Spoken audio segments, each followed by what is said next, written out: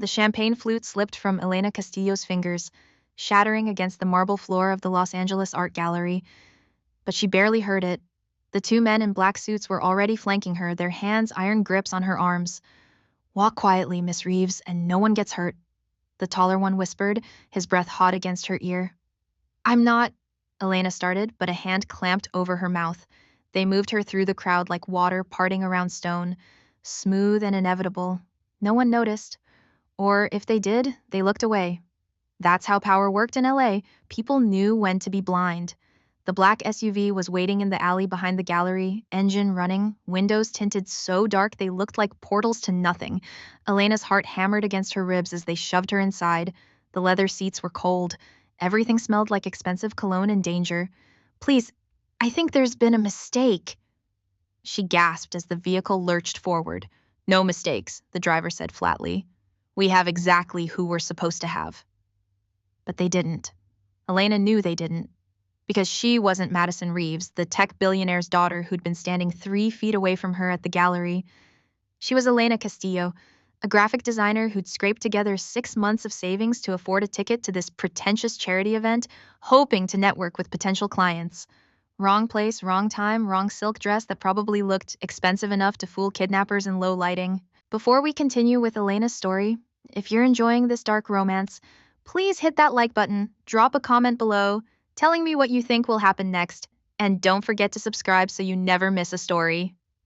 Now, let's get back to Elena. The drive felt eternal and instantaneous at once.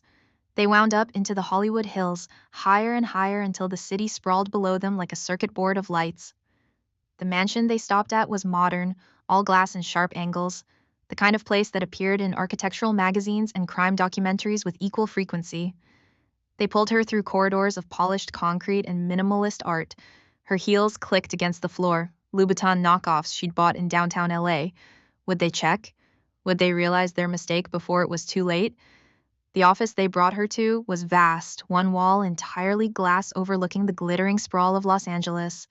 Behind a desk of dark wood sat a man who made the room feel small, Dante Salvatore. Elena knew the name. Everyone in California knew the name, even if it was only whispered. Import-export, the newspapers said. Legitimate businesses, his lawyers claimed. But the streets knew different. The Salvatore family had roots that stretched back to Sicily and branches that reached into every shadow of the West Coast. He was younger than she expected, maybe 35, with dark hair swept back from a face that could have been carved from marble, sharp jaw, sharper eyes that were currently fixed on a tablet in his hands.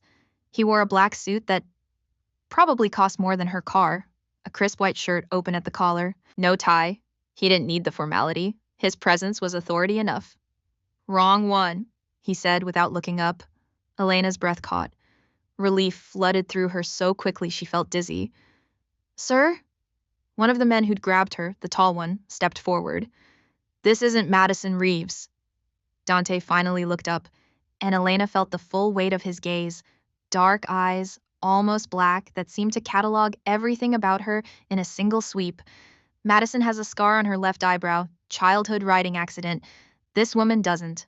"I tried to tell them," Elena said, her voice stronger than she felt. "I'm Elena Castillo. I'm nobody. I was just at the gallery for the networking event. I'm a graphic designer. You can check my purse. My ID is in there." Dante stood, and Elena realized he was tall, over 6 feet, with the kind of build that suggested he didn't just give orders. He could enforce them himself. He walked around the desk with predatory grace, stopping a few feet from her. "A graphic designer at a $5,000 a plate charity event," he said. And it wasn't quite a question. "I saved for 6 months. I thought I could meet potential clients. I just wanted," her voice cracked.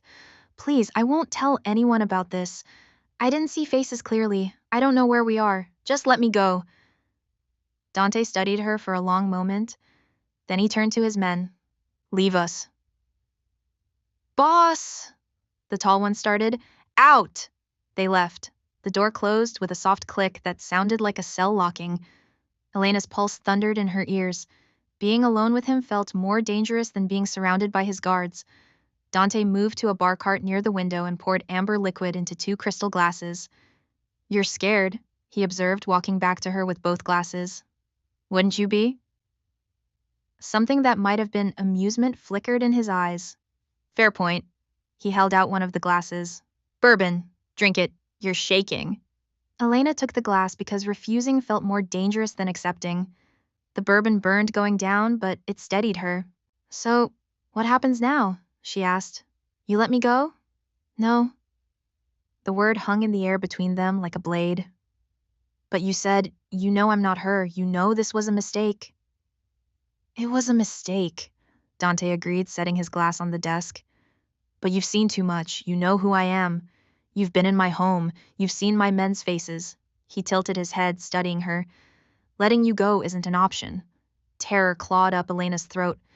So you're going to kill me? Because your men grabbed the wrong person? I'm not going to kill you, Elena. The way he said her name, slow and deliberate, sent a shiver down her spine that wasn't entirely from fear. You're going to stay here, as my guest. Guest? You mean prisoner? I mean guest. You'll have a room, freedom to move through the house, anything you need within reason. You'll be treated well. For how long? Until I decide it's safe to let you go. Elena laughed, a sharp, slightly hysterical sound. This is insane. You can't just keep people. I have a life, a job, an apartment, friends who'll notice I'm gone. Your job, Dante said, picking up the tablet again, is freelance work from your apartment. According to your social media, which my people are reviewing now, you're fairly solitary. Your last Instagram post was 3 weeks ago. Your parents are deceased.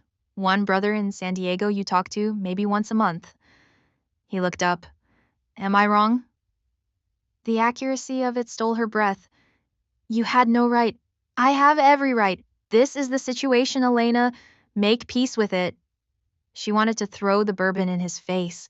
She wanted to scream, to fight, to run, but Elena had grown up in East LA, had learned early that survival sometimes meant bending before you broke. So instead, she straightened her spine and met his eyes. If I'm staying, I want my laptop. I have projects with deadlines. Dante's eyebrows rose slightly. You're negotiating? You said I could have what I need. I need my laptop and my phone, though I assume you'll monitor it. Smart. He almost smiled. Fine, we'll retrieve your things from your apartment tomorrow. You can work. But all communications are monitored, and if you try to signal anyone, I get it. You'll kill me or whatever Mafia bosses do. Or whatever Mafia bosses do, he repeated. And this time, he did smile. It transformed his face, made him look less like a crime lord and more like a man who might have been charming in another life. Come, I'll show you to your room. The room was on the 3rd floor, and calling it a room was like calling the Pacific Ocean a puddle. It was a suite, all floor-to-ceiling windows and modern furniture in shades of cream and gray. The bed looked like it could sleep 4. The bathroom had a rainfall shower and a tub that could double as a small pool. There are clothes in the closet, Dante said, leaning against the doorframe. I'll have someone bring your things tomorrow, but for tonight, make yourself comfortable. If you need anything, there's a phone by the bed. Press 1. And if I try to leave? There are guards. Don't make them stop you. His eyes darkened. I don't want you hurt, Elena, but I will keep you here, by force if necessary. After he left, Elena tried the windows. Locked. The door wasn't locked, but when she crept into the hallway, she saw 2 men in suits stationed at the end of the corridor. They didn't look at her, but she felt their awareness like a physical weight. She went back inside, sank onto the bed, and finally let herself cry. The first week was surreal. Elena woke each morning to find breakfast waiting outside her door.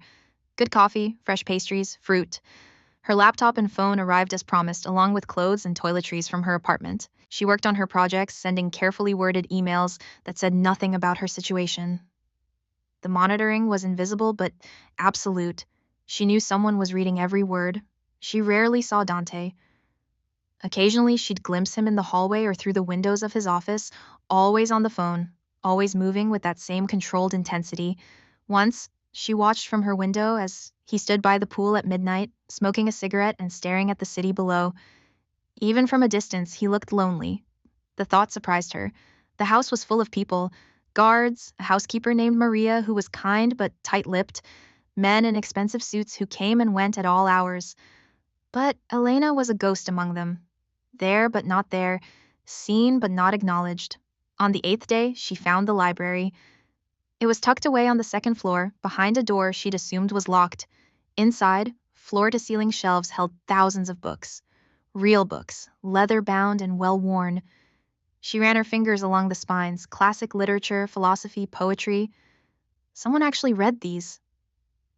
Find something interesting? Elena spun. Dante stood in the doorway, hands in the pockets of his slacks. He'd shed the jacket, and his white shirt was rolled up to the elbows, revealing forearms corded with muscle and traced with scars. I didn't know this was here, she said. I'm sorry, I shouldn't have. It's fine. You have access to the house, remember? He moved into the room, pulling a book from a shelf without looking. Do you read? When I have time. She gestured at the collection. This is yours? Some were my grandfather's. The rest I've collected over the years. He held up the book, The Count of Monte Cristo. Do you know this one? Revenge and Redemption, classic. Revenge, certainly. The redemption is debatable. He set the book on a side table and looked at her. Really looked at her like he was seeing her for the first time. You're holding up better than I expected. Than you expected? What, you thought I'd spend all day crying? Most people would. I did cry, the first night. Then I decided it was pointless. Elena crossed her arms. You're going to keep me here whether I fall apart or not. Might as well keep working. Keep some semblance of normal. Something shifted in his expression. Respect, maybe, or recognition.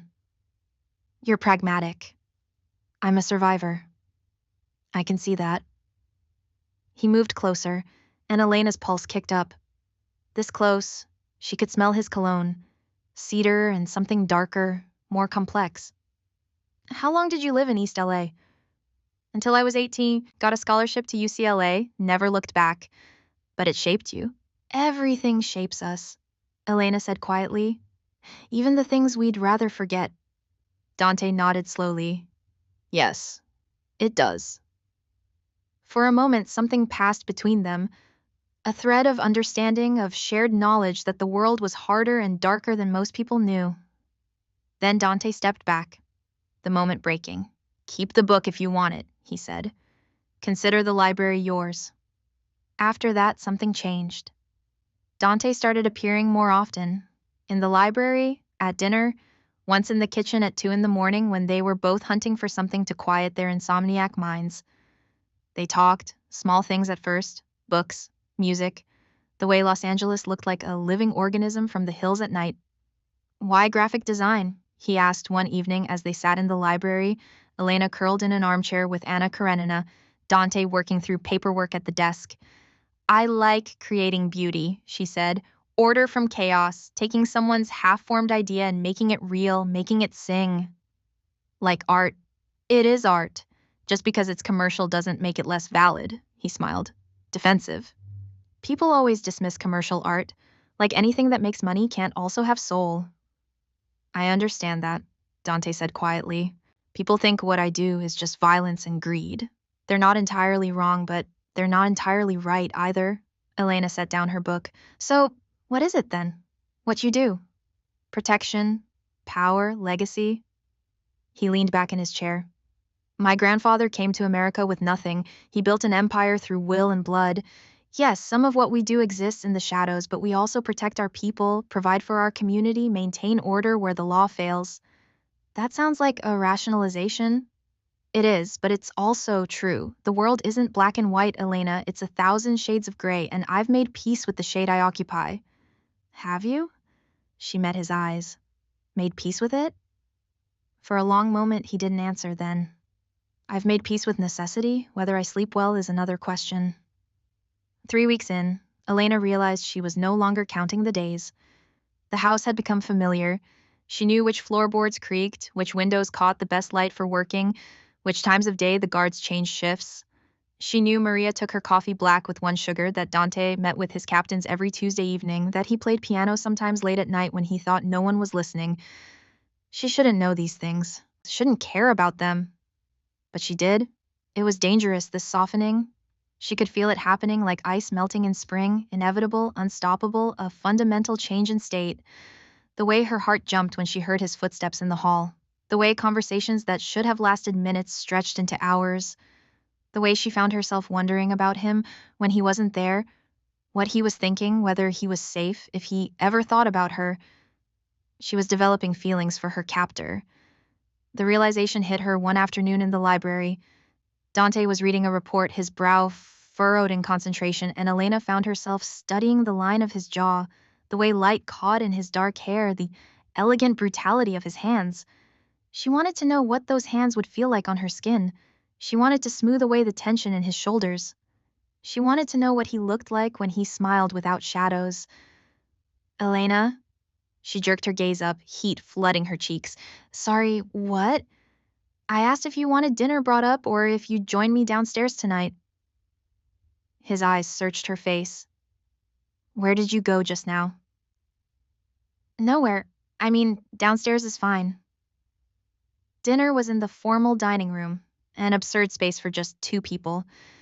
But Maria had set the table beautifully, candles and wine and food that smelled like heaven. Dante had changed into a black shirt that made him look like expensive sin, and Elena had put on a dress from the closet in her room, emerald green silk that clung in all the right places. You look beautiful, Dante said when she entered, and the way he said it, reverent, surprised, like the words had escaped without permission, made her breath catch. Thank you.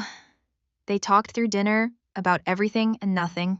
Elena told him about growing up with a single mother who worked 3 jobs, about her brother who'd joined the Marines to escape, about the scholarship that had felt like winning the lottery. Dante spoke carefully about his family, about the weight of expectations and legacy, about learning to lead men who were twice his age before he was old enough to buy a drink legally. Do you ever regret it? Elena asked over wine. This life? Every day, he said quietly. And never. It's the only life I know. The only life that makes sense to me. He turned his glass in his hands. But sometimes I wonder what it would be like to be someone else. Somewhere else. To walk down a street without calculating exits and threats. To trust without verifying. To be... He trailed off. Normal? Free. The word hung between them, heavy with meaning. Because neither of them was free, were they? Elena was trapped in this house, and Dante was trapped by blood and obligation and the weight of an empire. I should go, Elena said, standing abruptly. The intimacy was too much, too dangerous. She was already falling, and the landing would destroy her. Elena, wait. Dante caught her wrist, his touch gentle. I know this situation is impossible. I know I've taken your freedom, your life. But I need you to know... He stopped, struggling with words in a way she'd never seen. You're not just a prisoner to me. You haven't been for a while. Then what am I? He pulled her closer, and she went, drawn by gravity or insanity or something that felt like both. His free hand came up to cup her face, thumb tracing her cheekbone. You're the only real thing in my world, he said. Everything else is performance and strategy and lies. But with you, I can just be. You see me, Elena? Not the name, not the reputation. Me. Dante. He kissed her. Or she kissed him. Later, Elena wouldn't be sure who moved first, only that one moment they were separate and the next they were colliding like stars, all heat and hunger and reckless desperation. His hands tangled in her hair. Her fingers gripped his shoulders. The kiss was fierce and claiming and edged with the kind of darkness that came from knowing this was wrong, forbidden, impossible, and absolutely inevitable. They broke apart, breathing hard. This is insane, Elena gasped. Completely. You kidnapped me. Wrong woman, wrong place, wrong everything. His voice was rough. I know. God, I know. But I can't stop thinking about you. You've gotten under my skin, into my head. I've tried to stay away, tried to keep this professional, but... Elena, he rested his forehead against hers. I'm not a good man. I've done terrible things. I'll probably do more. But the way I feel about you is the only pure thing left in me. Elena's heart was a war drum in her chest. Every rational thought screamed at her to run, to push him away, to remember that this man had taken her freedom. But her heart, that treacherous, foolish thing, wanted to lean in, wanted to believe that something beautiful could grow in darkness. "I should hate you," she whispered. "You should. I don't." His arms came around her, holding her like she was precious, like she might disappear. "Tell me what you want, Elena. Tell me, and it's yours.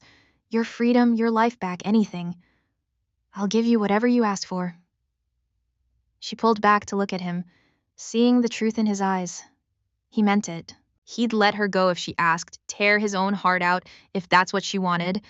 And that's when Elena understood she had all the power here, not because she was strong or clever, but because she'd done what no one else had. She'd made Dante Salvatore vulnerable. She'd found the cracks in his armor and slipped inside, and now they were both trapped, both hostage to something bigger than either of them. "I want," she said slowly, "to stay, not as a prisoner, but as someone who chooses to be here, with you." "Elena, I know it's crazy. I know there are 1,000 reasons this is wrong. But I'm tired of pretending I don't feel this. I'm tired of fighting it. So, if you're offering me a choice, I'm choosing you." The kiss this time was different. Slower, deeper, weighted with promise and possibility. When Dante lifted her, Elena wrapped her legs around his waist and he carried her upstairs to his room, laying her on sheets that smelled like him. They made love like the world was ending, like they only had this moment and nothing else was promised. His hands mapped every inch of her skin, reverent and possessive. She learned the taste of him, the sounds he made when she touched him in certain ways, the way he whispered her name like a prayer. Afterward, lying in the tangle of sheets with his arm around her and the city lights spreading below them, Elena felt something shift inside her. This wasn't Stockholm Syndrome. It wasn't some psychological trick. It was recognition of a kindred spirit, of someone who understood darkness and survival, who'd built walls around themselves and chosen to let her inside. "What happens now?" she asked quietly. Dante pressed a kiss to her temple. "Now we figure out how to build something from this mess. It won't be easy. My world is dangerous, and there are people who'll see you as a weakness, a target. But if you meant what you said about choosing this, choosing me, then I'll spend every day proving you didn't make a mistake." The irony being that this all started with a mistake. He laughed, the sound rumbling through his chest. "The best mistake I never knew I needed." The next morning, Elena woke to find Dante already dressed, standing by the window with a phone to his ear. When he saw her awake, he ended the call and came to sit on the edge of the bed. "There's someone I want you to meet," he said. "If you're going to be part of my life, really part of it, you need to meet my sister." "You have a sister?" "Isabella. She's the only family I have left who I actually trust. She lives in San Francisco, runs the legitimate side of our operations. She's also the only person whose opinion I give a damn about." He took Elena's hand. "This matters to me. You matter to me." Isabella Salvatore arrived that afternoon in a whirlwind of designer clothes and sharp intelligence. She was beautiful in the same dangerous way her brother was, all dark eyes and sharper instincts. She studied Elena like an equation to be solved. "So, you're the wrong girl who became the right one," Isabella said over coffee in the library. "That's one way to put it," Elena replied. "My brother doesn't let people in. Ever. The fact that you're still here, that he's looking at you like you hung the moon, tells me everything I need to know." Isabella leaned forward. "But I need to know something. Are you here because you're scared to leave? Because you think you don't have a choice? Or are you here because you actually want to be?"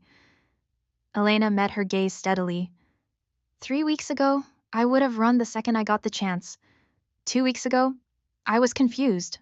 1 week ago, I was terrified because I realized I was falling for him. Today, I'm here because I choose to be. Because your brother, for all his flaws and darkness, sees me, really sees me, and I see him too." Isabella studied her for a long moment, then smiled. "Good, because if you hurt him, wrong girl or not, I'll end you." "Fair enough." "I like her, Isabella announced to Dante later. She's got spine, and she actually loves you, you grumpy bastard. Don't screw this up. The months that followed were a lesson in building a life from shadows and stolen moments. Dante slowly introduced Elena to his world, not the violence, but the people he protected, the businesses he ran, the community that relied on him. She met the families in East LA who came to him when the system failed them. She saw the restaurants and shops he kept afloat, the scholarships he quietly funded, the way his people looked at him with respect and loyalty that couldn't be bought. She also saw the price. The late-night calls about problems that needed solving, the tension that never quite left his shoulders, the nightmares that sometimes woke him, gasping in the dark hours before dawn. "Tell me," she'd whisper on those nights, holding him. And slowly, piece by piece, he did. About his father's murder when Dante was 19, about the war he'd fought to hold the territory together, about the men he'd killed, the choices that still haunted him, the weight of knowing that people's lives depended on his decisions. Elena listened and didn't judge. How could she? She understood better than most that survival sometimes required hard choices, that the world was more complicated than simple morality allowed. 6 months after that night in the art gallery, Dante took Elena back to where it all began. The gallery was hosting another event, and this time she walked in on his arm, wearing a dress that cost more than her entire previous wardrobe. "Nervous?" Dante murmured. "Terrified," she admitted. "Everyone's staring." "Let them. They're trying to figure out who you are, how a graphic designer from East LA ended up with me. Let them wonder. Let them see that I chose you, and I'd choose you again in every universe." On the 1-year anniversary of her kidnapping, they'd started calling it the incident with dark humor, Dante took Elena to a house in Malibu. It was smaller than the mansion, perched on cliffs above the ocean, all windows and light and possibility.